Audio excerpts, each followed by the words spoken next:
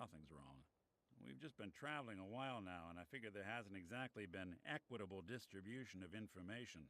I've gotten a decent glimpse into your dirty laundry, but you still don't really know a whole heck of a lot about me. I figured I'd offer to balance the board. So, is there anything you want to know? What's with the outfit? After I started the agency, it just seemed like the sort of thing a detective ought to wear. I got some old memories, pre-war. Faded to all heck of guys dressed like this, doing what I do. Putting on the hat and trench coat, I figured it'd let folks know I was serious about the whole thing. Clothes make the man and all that.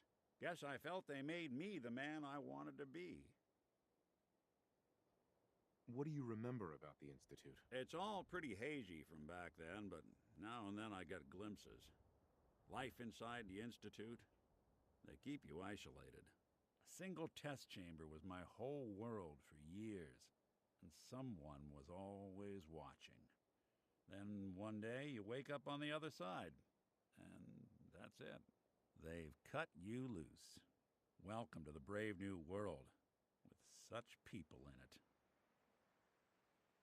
So who are you, Nick? That's a question I've been trying to figure out myself for a long damn time.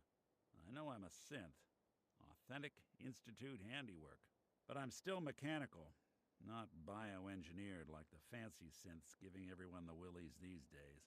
I get tune-ups now instead of checkups.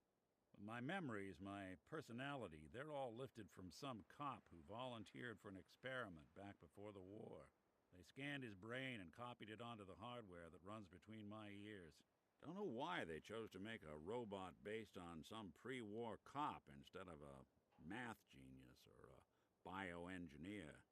Hey, maybe that's why the Institute tossed me in the garbage instead of turning me into one of their people snatchers. That's terrible. They really just threw you away? Sure did. It was quite the rude awakening. I remember waking up one day in a garbage heap, a body in tatters and a head full of memories belonging to a man who'd been dead for 200 years. Suffice to say, it was a confusing couple of weeks.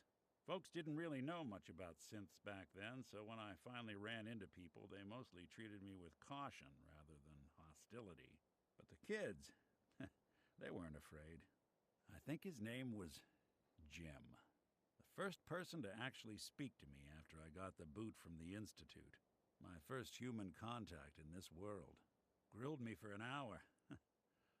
Once they'd seen I wasn't going to hurt anyone, the other folks in the neighborhood came out to ogle the mechanical man. It eventually turned into a pretty swell soiree. A local mechanic even gave me a once-over, free of charge. Those people, they treated me like a human being. I've been trying to return the favor ever since. It's a surprisingly rare trait out here sometimes. It's something I've noticed you got a fondness for. Part of the reason I've stuck around this long. If you're good to people, they'll be good back. That's something I've always believed. Couldn't agree more. Well, I expect you're about as bored as can be listening to me rattle my skeletons. We should probably head out.